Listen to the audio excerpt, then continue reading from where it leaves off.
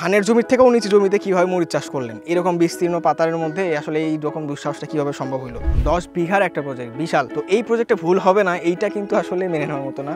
যখন বেড করবেন তখন এরকম খারাপভাবে বেডটা উঠাবেন এবং উঠানোর পরে কিনারায় হালকা করে আপনারা রাউন্ড করে দিবেন যেন মালচিংটা ভালোভাবে ওখানে এঁটে যায়। নিচ থেকে বড় ফল আছে, তার মাঝারি ফল আছে, উপরে ফুল সেটিং আছে। আজকে বাজার যেটা গেছে 8,000 টাকা মন। 8,000 টাকা মন? 8,000 টাকা মন। চারিদিকে লাগাতার বৃষ্টিতে ফসলের নাজেহাল অবস্থায় যখন প্রত্যেকটা কৃষক আফসোস করতেছে, ইস যদি এই সময় আমার ফসলটা টিকে থাকতো তাহলে হয়তো বা সর্বোচ্চ দামে বাজারে বিক্রি করতে পারতাম। ঠিক তখনই এমন কিছু কৃষক অথবা কৃষি উদ্যোক্তা যারা এই প্রতিকূল আবহাওয়াতে গাছে ফসল উৎপাদন করে এই সময়ের যে সর্বোচ্চ বাজার দর সেটা পাচ্ছেন। দর্শক, এই মুহূর্তে আমরা দাঁড়িয়ে আছি জয়পুরহাট জেলার কালাই উপজেলার 10 বিঘার একটা মরিচের প্রজেক্টে, যেখানে মাত্র 5 লক্ষ টাকা খরচ করে এ পর্যন্ত প্রায় 6 লাখ টাকার বেশি বিক্রি হয়েছে মাত্র 3 মাসে। সামনে আরো 3 থেকে 4 মাস এখান থেকে ফসল সংগ্রহ করা সম্ভব হবে এবং এখান থেকে সর্বোচ্চ মুনাফা আয় করা একদমই পানির মতো সহজ। তো দর্শক, চলুন আমরা এই পুরো প্রজেক্টটার রিভিউ আপনাদেরকে তুলে ধরবো, কিভাবে এই বিস্তীর্ণ ধানের জমিতে এরকম 10 বিঘার মতো একটা বড় মরিচের প্রজেক্ট এখানে তৈরি করলো। পুরো ব্যাপারটা কি আপনাদের সামনে তুলে ধরবো, তা আশা করি আমাদের সাথে থাকবেন।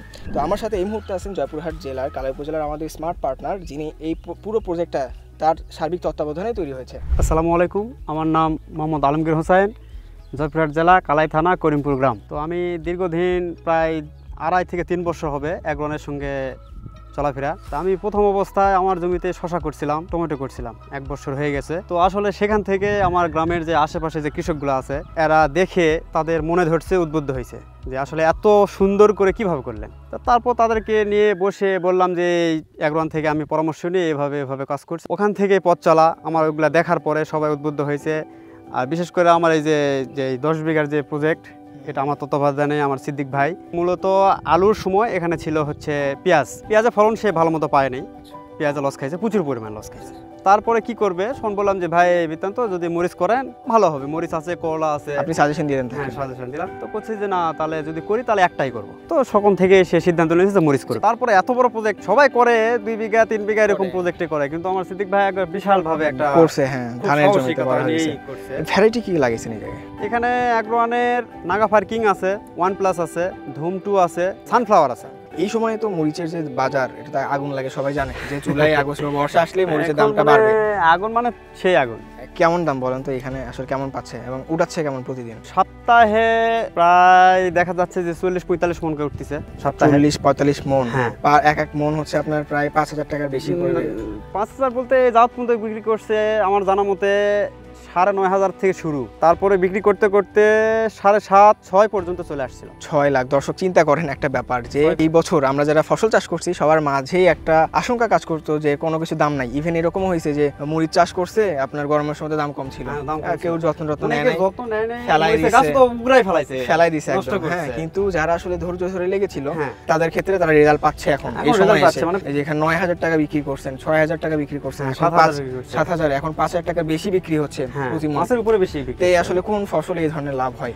জাস্ট আপনাদের প্ল্যান ছিল একটাই যে ভাই আমরা জুলাই আগস্ট এই সময়টাতে মরিচের দাম হবেই। একটা জিনিস তো পুরাই মানে অবাক লাগতেছে, এইটা হচ্ছে যে একটা ধানের জমি, আর এই পাশে যেটা পুরোটা হচ্ছে যে সবজির জমি। ধানের জমিতে দেখেন এখানে প্রায় এই জমিটাই অনেক হচ্ছে উঁচু অবস্থায় আছে। যদি আমরা কম্পেয়ার করি যে মরিচের জমি যেটা আছে, এটা নিচু, মরিচের জমিটা কিন্তু নিচু। তাহলে ভাই এখানে আমার একটু জানাতো যে এই যে ধানের জমির থেকেও নিচু জমিতে কিভাবে মরিচ চাষ করলেন, এরকম বিস্তীর্ণ পাতারের মধ্যে আসলে এই রকম দুঃসাহসটা কিভাবে সম্ভব হলো? মূলত পানি নিষ্কাশনের যে সঠিক ব্যবস্থাপনা সেটা করা হয়েছে, চারপাশ দিয়ে আমাদের একটা ড্রেন করা আছে। আচ্ছা, এটা হচ্ছে মূল আইলের মাঝখানে একটা ড্রেন দেওয়া আছে। ড্রেনের পরে দেখা যাচ্ছে আরেকটা আপনি বেড করা আছে, বেড করে একটা নালার মতো হয়ে গেছে। এখান থেকে সোজা চলে যাবে আপনার হচ্ছে যে পাশে ড্রেন আছে বা খাল আছে, সেটা খালে চলে যাবে। কি আপনাদের ক্ষেত্রে এখানে সুবিধা আছে, পাশে যেহেতু খাল আছে, আপনি এইভাবে পুরো জমির চারপাশ দিয়ে এরকম একটা হচ্ছে নালা করলেন, এই নালাটা হচ্ছে মূল খালের সাথে সংযোগ করে দিলেন, চলে গেল। কিন্তু যাদের এরকম খাল নাই তারা কি করবে? তারা একটা কাজ করতে পারে, আমাদের এই পার্শ্ববর্তী যে আর পাশে যে গ্রামগুলো আছে ওদের এলাকাও নিচু, অনেক জায়গায় নিচু, ওরা ওখানে তরমুজ করছে, করলা করছে, মরিচ করছে। তো ওরা করছে আমাদের এখান থেকে যে চারপাশে ড্রেন আছে, ওদের চারপাশে ড্রেন আছে। একটা জমির হয়তো 2 বিঘা প্রজেক্ট করছে বা 1 বিঘা প্রজেক্ট করছে, একটা জমির এক কর্নারে 3 ফিট বা 2 ফিট আকারে একটা গর্ত করছে। গর্ত করে সারাদিনে যে বৃষ্টি হচ্ছে, এদিকে বৃষ্টি হচ্ছে আর ওই কর্নারে একটা শ্যালো রাখছে। পানিটা বের করে হ্যাঁ পানিতে ওখান থেকে উঠায় অন্য জমিতে ফের পার করে দিচ্ছে। খুবই সিম্পল একটা ট্রিক্স, কিন্তু আসলে একটু সাহস দরকার। হ্যাঁ সাহস দরকার। দেখা যাচ্ছে যে একটু ওই যে আপনি বৃষ্টি বেশি হইলে তেল খরচাটা একটু বেশি হয়। তবে ভালো এই সিস্টেমটা ধানের জমিতে, এর আগেও আমরা দেখছি অনেকে এই সেম যে সিস্টেম, এই পলিসিটাকে অ্যাপ্লাই করে তারা হচ্ছে যে ধানের যে জমি সেখানেও কিন্তু উচ্চমানের ফসল চাষ করে লাভবান হয়। তো দর্শক, এত বড় একটা প্রজেক্ট, 10 বিঘার একটা প্রজেক্ট, বিশাল। তো এই প্রজেক্টে ভুল হবে না, এইটা কিন্তু আসলে মেনে নেওয়ার মতো না, খুবই স্বাভাবিক ব্যাপার। আপনি যখন বড় পরিসরে কাজ করবেন কিছু না কিছু জায়গায় ভুল হবেই এবং প্রবলেম ফেস করবেন, এটা খুবই স্বাভাবিক ব্যাপার। তো যেমনটা আসলে আপনার ফিল্ডে আসার পর আমরা কিছু সমস্যা দেখতেছি আর, যে বেড করা, ড্রেন করা, এই জিনিসগুলোর যে সঠিক মাপযোগ এটা কিন্তু ফলো করতে হয়। এনারাও সঠিকভাবে সব কিছু করেছিলেন, বাট এইখানে আসলে বেড করার ক্ষেত্রে কিছুটা মিস্টেক বলা যায়, লেবার এখানে কাজ করছে তাদের ত্রুটিও বলা যেতে পারে। গাছের দিকে দেখেন আগে আপনারা, বর্তমানে যে গাছগুলো দেখতেছেন এই গাছগুলো কিন্তু অবস্থা খুব খারাপ, গ্রোথ হয় নাই এবং হচ্ছে যে অন্যান্যদের তুলনায় অনেক কম আর কি গ্রোথ এদের। তো এখানের যে মূল কারণ, আপনারা যখন বর্ষাকালীন সময়ে যখন কোনো ফসল চাষ করবেন সেক্ষেত্রে এখানে চারা যেটা লাগানো হয়েছে সেই চারাটা লাগানো হয়েছে একদম কিনারায় বলতে পারেন আর কি, ড্রেনের কিনারাতেই এই গাছটা বা চারাটা এখানে রোপণ করছে। যার কারণে কি হয়েছে, এখন তো বৃষ্টি বেশি, যার কারণে কি হয়েছে যে সবসময় স্যাঁতস্যাঁতে একটা ভাব ছিল, বেডের গাছের যে গোড়াটা এটা সবসময় ভেজা ছিল, যার কারণে শিকড়টা বাড়তে পারে না, গাছটাও বাড়ে না। তো খুবই সিম্পল হিসাব। যারা মরিচ চাষ করতেছেন বা যে কোনো ফসলই এখন করেন না কেন, আপনাকে সবার আগে যে বেড সাইজ বা বেডের যে ধরন এইটাকে আপনাকে সর্বোচ্চ গুরুত্ব দিতে হবে। কারণ আসলে নর্মালি চিন্তা করে দেখেন, আপনার যদি বিছানা ভালো হয় আপনি ভালো ঘুমাইতে পারবেন, সেম ফসলের ক্ষেত্রেও তাই। ফসলের বেড যদি ভালো হয় ফসলও ভালো হবে সেই ক্ষেত্রে। হ্যাঁ, এই যে মিস্টেকটা, আপনারা কখনোই ড্রেনের যে কিনারা, ড্রেনের বরাবর চারাটা রোপণ করবেন না। আপনাকে চারা রোপণ করতে হবে অবশ্যই উপরের দিকে, যেন হচ্ছে শুকনা থাকে। সেক্ষেত্রে আপনি যখন এরকম কবরের মতো করে বেড করতেছেন, গাছটা কিনারাতেই পড়বে। আপনি এখান থেকে দেখেন এখানে 6 ইঞ্চি দূরে আছে, আপনি 6 ইঞ্চি ভিতরে লাগানোর পরেও গাছের যে ড্রেনের মধ্যেই পড়ে যাচ্ছে গাছের শিকড়গুলো। তো সেক্ষেত্রে বেড তৈরি করার যে সিস্টেম, যখন বেড করবেন তখন এরকম খারাপভাবে বেডটা উঠাবেন এবং উঠানোর পরে কিনারায় হালকা করে হচ্ছে আপনারা রাউন্ড করে দিবেন, যেন মালচিংটা ভালোভাবে ওখানে এঁটে যায়। এইভাবে করে দেওয়ার পর তারপরে কিনারা থেকে আপনি এরকম 4 ইঞ্চি 5 ইঞ্চি ভিতরে আপনার যে চারাটা আছে সেটা লাগাই দিবেন। এইটা করলে তাহলে আপনার যে গাছের যে গোড়াটা আছে এটা শুকনো থাকতেছে, গোড়া যদি শুকনো থাকে তাহলে নিউট্রিশনটা ভালোভাবে নিতে পারবে এবং গাছের চেহারা একদম এক লেভেল হবে, কোথাও এরকম ছোট বড় হবে না। তো এইটা ছিল এই জমির একটা ছোট ভুল বা লেবারের যে লেবার ত্রুটি এটা বলতে পারেন। কারণ আসলে ওনারা বলে দেওয়ার পরেও দেখা যায় লেবাররা আসলে ওইভাবে 100% অ্যাকুরেট করতে পারে না। সেক্ষেত্রে একটু তাদেরকে সেভাবে দেখায় দেওয়া, কারণ এই ছোট ভুলের কারণে দেখা যাচ্ছে যে অনেক বড় প্রফিট থেকে কিন্তু আপনারা বঞ্চিত হবেন আর কি। দর্শক, আমরা মরিচের যে রোগবালাই নিয়ে বিস্তারিত ভিডিও বানাবো, এটা হচ্ছে এই ভিডিওর পরে ইনশাআল্লাহ আপনারা পাবেন। মরিচে কোন রোগটা লাগে, অল্প থাকলে কোন গ্রুপের ওষুধ দিবেন, বেশি থাকলে কোন গ্রুপের ওষুধ দিবেন, এই যে বিস্তারিত ভিডিওটা এই ভিডিওর পরে আপনারা ইনশাআল্লাহ পেয়ে যাবেন। ভাই, এই যে ফলন ধরছে এখানে থেকে পাতার থেকে ফলই বেশি, মানে কাহিনী কি বলতো, এটা কি জাত? এটা হচ্ছে এক ধরনের নাগাফায়ার কিং। নাগাফায়ার কিং, আমি তো নাগাফায়ার নাম শুনছি। নাগাফায়ার কিং, নাগাফায়ার থেকেও ভালো, মানে ও মাই গড, সময় এটা সবচেয়ে পারফরম্যান্স ভালো না? ফুল টুল ঝরা না তো? না, ফুল ঝরা নাই। আবার হচ্ছে যে ফল পচে যাচ্ছে, পচা না, এটা খুবই চমৎকার ফলন আসে। দেখেন এখানে যে নাগাফায়ারের যে ঝাঁজ বলেন বা যে ইয়েটা, হ্যাঁ গাঢ় মানে সবুজ আর কি। হ্যাঁ, গাঢ় সবুজ। আপনারা জানেন যে নাগাফায়ারটা একটু কিন্তু ভারী হয়, একটু ভারী মোটা হয়। হ্যাঁ, ওটা হচ্ছে একটু চিকন। মোটা দেখা যায় অনেক এলাকায় কিন্তু মোটা চলে না। হ্যাঁ, সেই তুলনায় আপনি দেখেন এটা হচ্ছে চিকন অনেক। এটা অনেক চিকন এবং হচ্ছে যে খুবই আকর্ষণীয় কালার আর কি, অনেক ভালো। এটা বাজারের দামও ভালো, চাহিদা বেশি। হ্যাঁ, কেমন এই মরিচ ঝাল কেমন? আমি তখন ওই যে এখানে টেস্ট করে দেখলাম, মানে খুবই ঝাল, খুবই দর্শক। আসলে এখন কত টাকা বিক্রি করতেছেন এটা বলেন তো?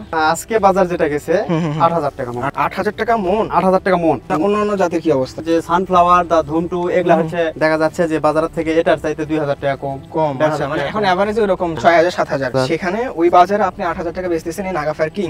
দর্শক, চমৎকার একটা জাত কিন্তু নাগাফায়ার কিং। আপনারা হচ্ছে যে সারা বছরই চাষ করা যায়, তবে গরমের জন্য এটা স্পেশাল। আপনারা অফ সিজনে বা বর্ষা বলেন, গরম, গ্রীষ্ম বলেন, এই সময়গুলোতে যখন আপনারা মরিচ চাষ করবেন তখন কিন্তু আসলে এমন কিছু ভ্যারাইটি সিলেক্ট করতে হয় যেগুলা আপনার হিট টেম্পারেচার সহ্য করতে পারে আর কি। এইটার চাহিদা ভালো হওয়ার কারণে সব এলাকায় করা যায়। সেটা হচ্ছে নাগাফায়ার কিং। নাগাফায়ার কিং যে ভ্যারাইটিটা আছে এটা আপনারা যখন চারা লাগাবেন, চারা লাগানোর পর মোটামুটি 55-60 দিনের মধ্যে আপনার হারভেস্ট শুরু হয়ে যায় আর কি। একদম যে চেইনটা, যে ইন্টারনাল যে চেইন ফ্রুট সেটিং এর, পুরোটাই কিন্তু একদম খুব সুন্দরভাবে এখানে আসলে মেইনটেইন হয় এই ভ্যারাইটিতে। নিচ থেকে যদি এখানে দেখেন, গাছের প্রত্যেকটা ডালের নিচ থেকে বড় ফল আছে, মাঝারি ফল আছে, উপরে ফুল সেটিং আছে। এটা হচ্ছে নাগাফায়ার কিং ছিল। এই ভ্যারাইটির যে গাছ প্রতি ফলন দর্শক যদি ফেলেও দেন তাও 3 কেজি, হ্যাঁ 3 কেজি এভারেজে 3 কেজি আপনার ফলন এখান থেকে আসবে। এটা হচ্ছে সানফায়ার। হ্যাঁ, এটা সানফায়ারটা হচ্ছে লাইট কালারের হয়, আপনারা দেখতে পাচ্ছেন ক্যামেরায়। এটা চমৎকার চকচকে, মানে চকচকে যে ভাবটা, ফিনিশিং বা ত্বকের মসৃণতাটা খুবই ভালো একবার শেপ, এবং এটা লাইট কালারের, লাইট সেগমেন্টের একটা ভ্যারাইটি। ঝাঁজটা মোটামুটি ভালো আর মরিচটা ভারী হয়,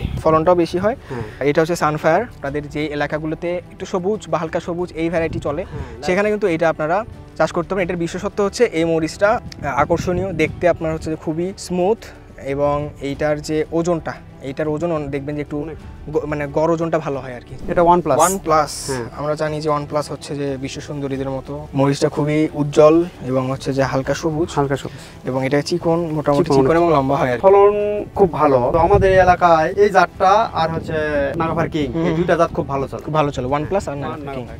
এটারও তো ফলন মোটামুটি হচ্ছে আপনার 55-60 দিনের মধ্যে আপনার হারভেস্ট করে যান। এটা কততম হারভেস্ট চলতেছে? অটোমেটিক দুইটা হারভেস্ট হয়ে গেছে, হ্যাঁ কাল থেকে তৃতীয় হারভেস্ট শুরু হবে। বাহ, তাহলে আমরা দেখলাম দর্শক নাগাফায়ার কিং, সানফায়ার, OnePlus, এখন ধুম 2 দেখাবো আপনাদেরকে। ধুম 2 ভ্যারাইটিটা কেমন হয়, এটাও বেবরান সিডেরই। তাহলে আলমগীর ভাই এই যে ভ্যারাইটিটা এখন আমরা হাতে নিয়ে আসি, এইটা হচ্ছে ধুম 2, তাই না? এটা কি ধূমকেতুর যে মানে আপডেট? এইটা হচ্ছে আপনার ধুম 2 জাতের মরিচ, এবং এইটাও আপনার সবুজ হয়। এটা গাঢ় না, আবার হচ্ছে যে একবারে লাইটও না, এটা সবুজ কালার। যে এরিয়াগুলোতে এরকম সবুজ রঙের মরিচ চলে, একটু চিকন, তারা কিন্তু এই ধুম 2 জাতের ভ্যারাইটি যেটা আছে সেটা আপনারা চাষ করতে পারেন আর কি। এই হচ্ছে আমাদের এখানকার যে ভ্যারাইটিগুলো চাষ করা হয়েছিল পুরো 10 বিঘার জমিতে, তার পুরো একটা সামারি। যারা কৃষি কাজ শুরু করতে চায় বা করতেছে এখন, পুরো কৃষিটাকে আমরা হচ্ছে মানে লাভজনক করার জন্য এগ্রন কিভাবে সহযোগিতা করতেছে কৃষকদেরকে? এগ্রন একবার হাতে কলম থেকে মাঠ পর্যায়ে, যেটা একটা কৃষকের কৃষি কাজ করতে যত ধরনের জিনিসপত্র লাগে সবকিছু কৃষি এগ্রোয়ান দিচ্ছে। এখনো পর্যন্ত আমরা আধুনিক কৃষি এবং স্মার্ট কৃষি যেটা বলেন, সেই দিক দিয়ে আমাদের ইয়াং এবং ইউথ যারা আছে তাদেরকে মাঠে নামানোর জন্য আমরা কাজ করে যাচ্ছি সারা দেশব্যাপী। আপনারা ভালো থাকবেন। আমাদের এই ডকুমেন্টারি কেমন লাগলো সেটা জানাবেন। মরিচ চাষ করতে যে পরামর্শ লাগে এবং যে উপকরণগুলো লাগে সেগুলো যদি আপনারা সংগ্রহ করতে চান, অবশ্যই আমাদের সাথে যোগাযোগ করবেন। ডিসক্রিপশনে নাম্বার দেওয়া আছে।